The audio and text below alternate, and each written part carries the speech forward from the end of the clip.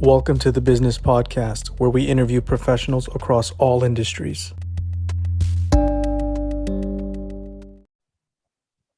Hey, it's Iman. Welcome back. Today we have Sharon Rich, a Fractional Chief Accountability and Inspiration Officer. It's great to have you here with us, Sharon. How are you? Thanks, Iman. It's great to be here. I am excellent. Fantastic. Well, let's jump into it. Maybe you could tell us what a CAIO is and what they do. I've not heard about this title personally. Thanks, Iman. Yeah, I think I might be the only person in the world who actually holds this title.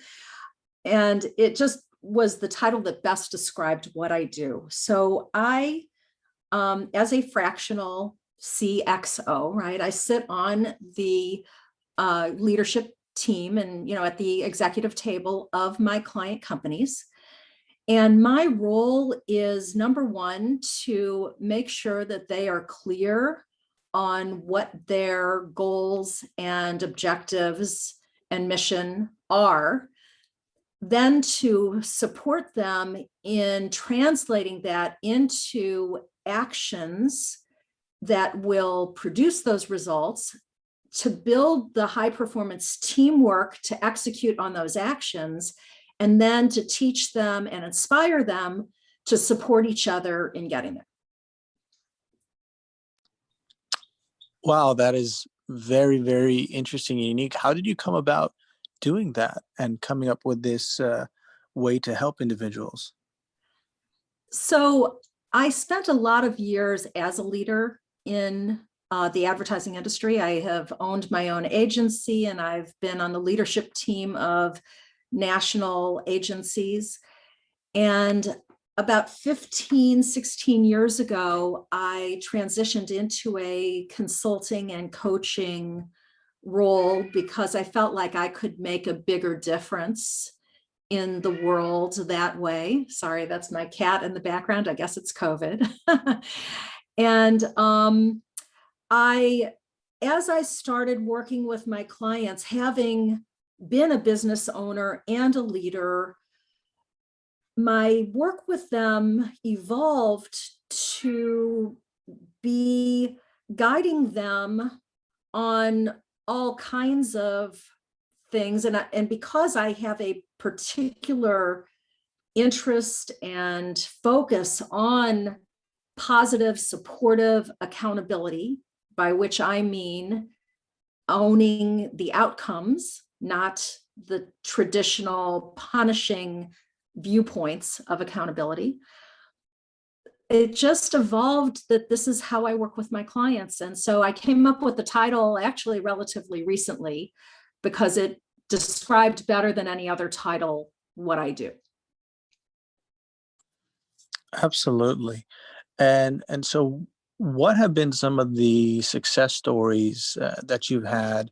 And perhaps you could talk a little bit about your experience prior to this title that you've been using to help individuals. So, well, let me give you an example. About 2 years ago, I was referred to a CEO of a company by a financial advisor.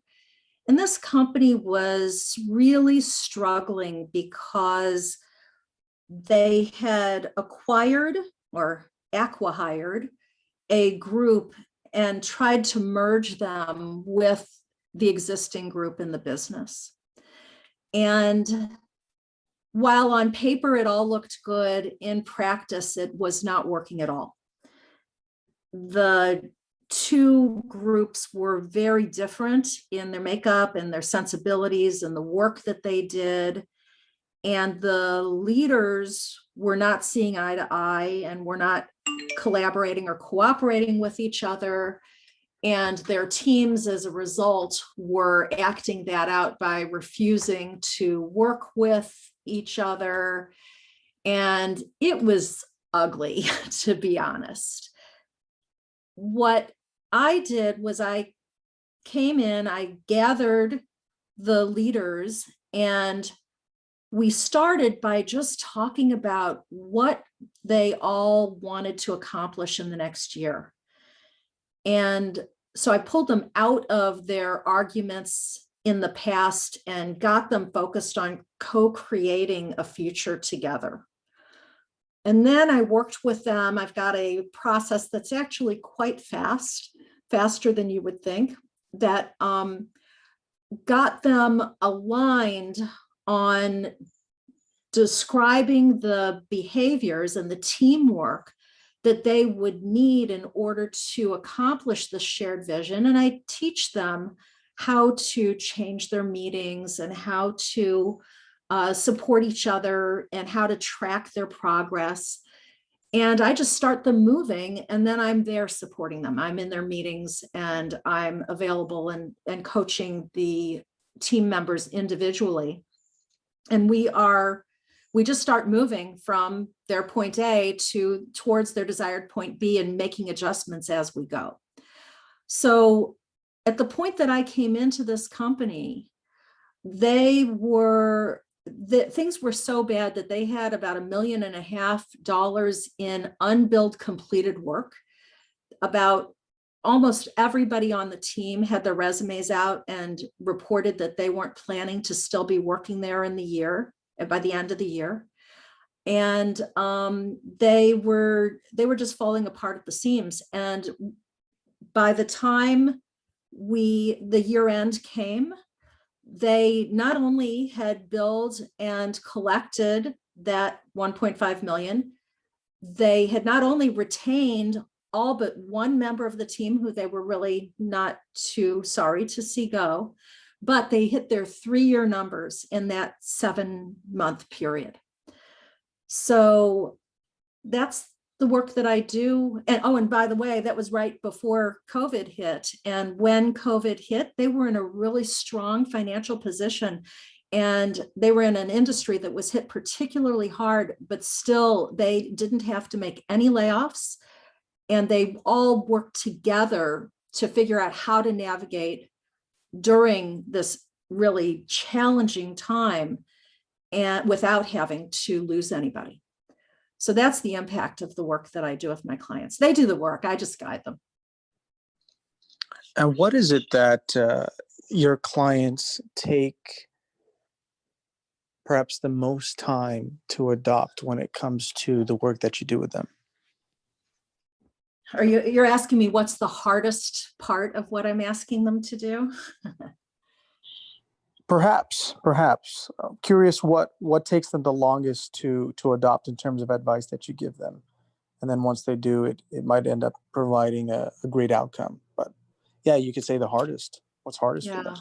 I mean, I'm changing people's habits, and not only their individual habits, but their habits in working with each other.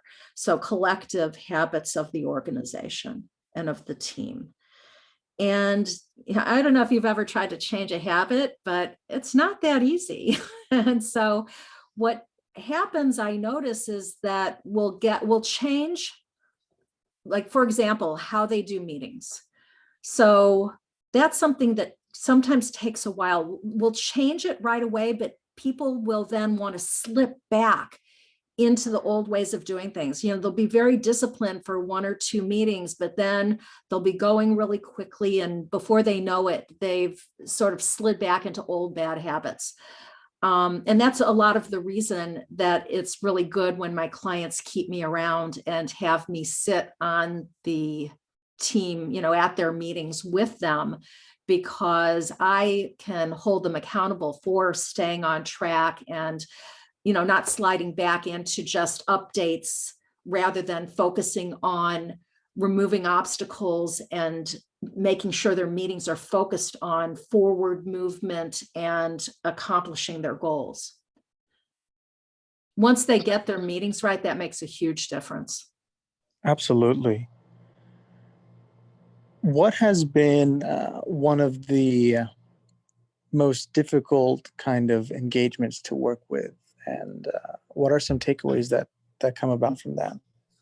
I can tell you, for the hardest situations that I am ever in are when the CEO is not aligned with the need for change.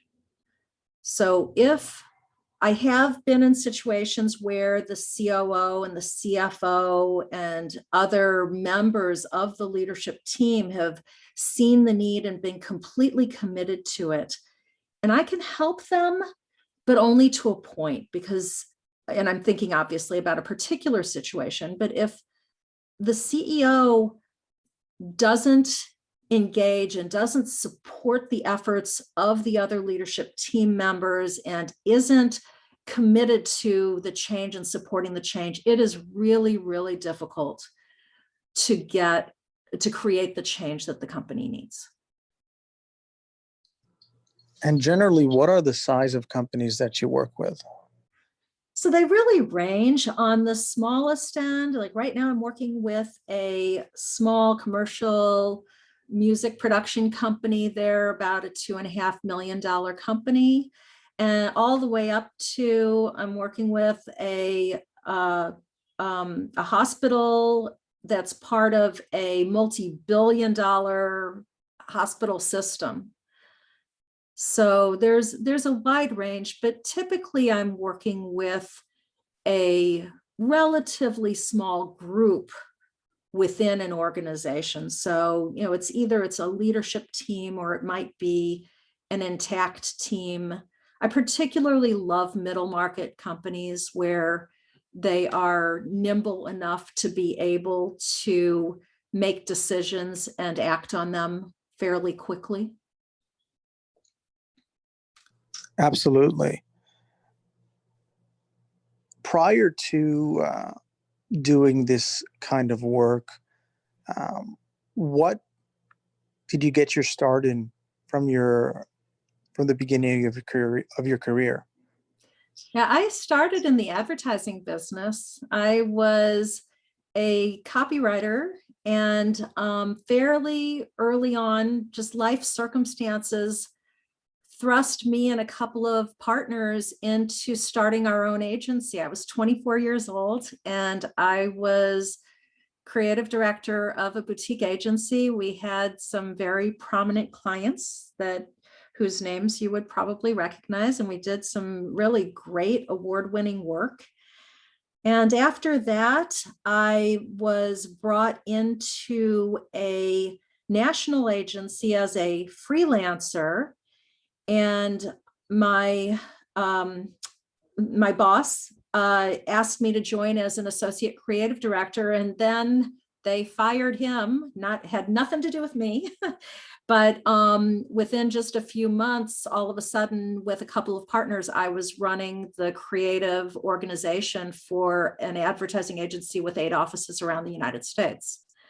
So I got into leadership very young, and what I noticed was that most people in leadership do what I call falling up, where you just sort of stumble in, you're good at what you do, and so you get tapped to step into a leadership role, and most of the time you're not given any kind of training or even much of a conversation about who you are as a leader, or what's needed there, or how to navigate change, or any of the other topics that are crucially important for effective leadership.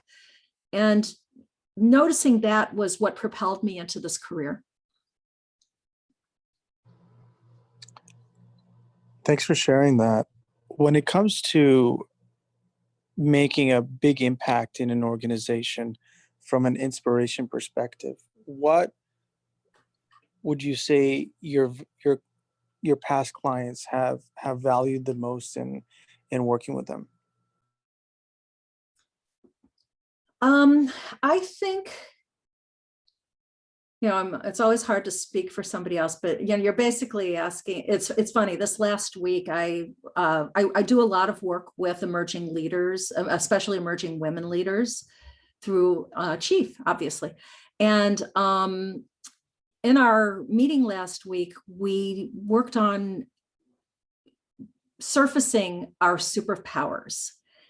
And it's funny because I became very aware this week that one of my superpowers, and I think that my clients would say this, is my ability to see the possibility in any situation. So a lot of the time when my clients are feeling like some big wall has, blocked their forward movement and they can't see a way around it and they feel like they're failing, I am really able to help them to find the opportunity and continue to move forward toward what they said they wanted to create when we started working together. Did that answer your question? Absolutely. Absolutely.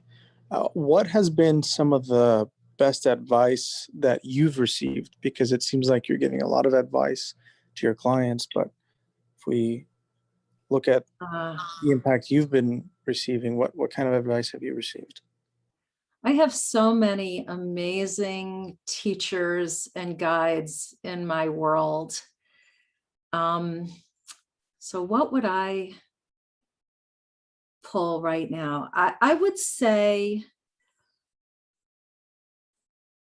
be yourself, right? Work with what is. And yeah, I definitely have people in my world who have encouraged me to listen to my gut and my intuition and my common sense and build on that.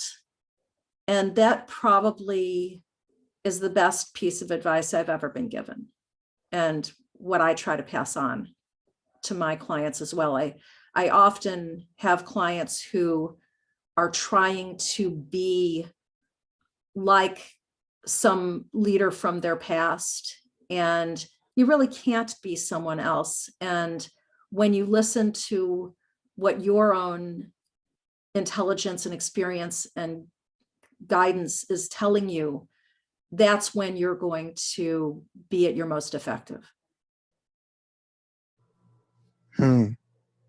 Yeah, efficacy is so important when executives step into more senior leadership roles. What outside of efficacy is also important and a big challenge for them to achieve when adopting a new role? Mm. Well, thanks for asking me that question, because you just sort of teed me up to talk about my book, which I wrote a book a couple of years ago called Your Hidden Game. And what I would say is one of the most important things for leaders to do is to bring what's hidden out into the light. I think it's so easy for leaders to only pay attention to what's in their face, but what isn't in their face is often running the show behind the scenes. And when you, as a leader, have in your consciousness that there are things that are unseen, and your job is to bring them out where everyone can see them and renegotiate them in a way that is safe and supportive, that's crucial.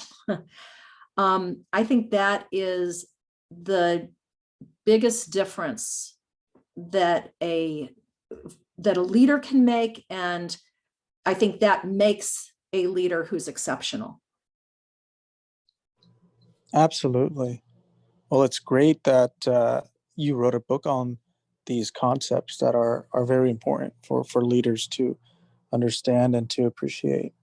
It's it's certainly been a pleasure speaking with you, but if we lightened it up a little bit and asked if you can go back in time to any point in history and do some work with a leader, who would it be and what would the lesson be? Ah, that's a tough one. Well, I don't want to get political, so let's stay out of that realm. Um,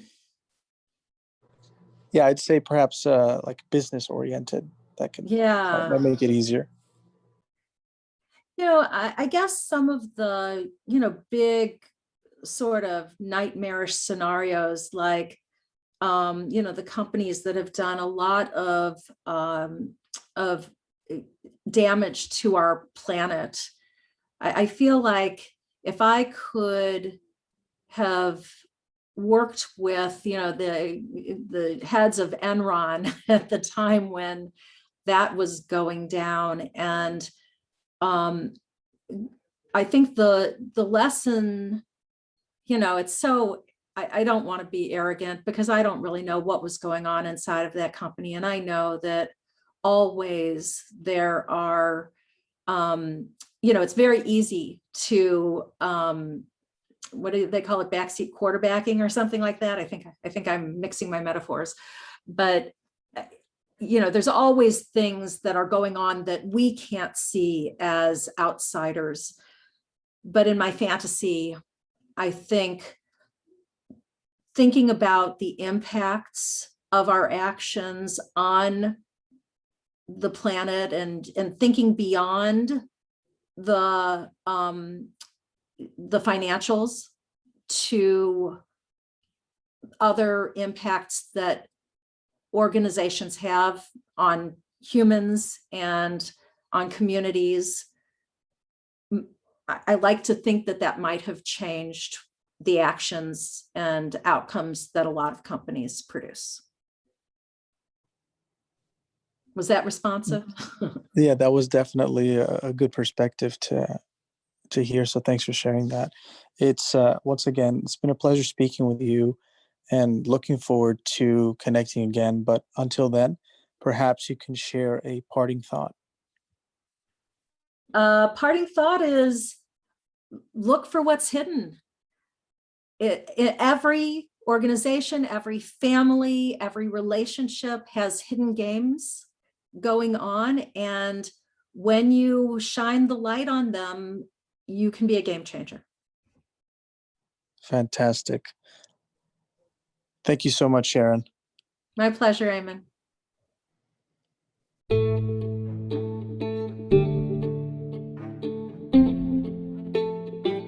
Thanks for attending the Business Podcast, and stay tuned for more episodes.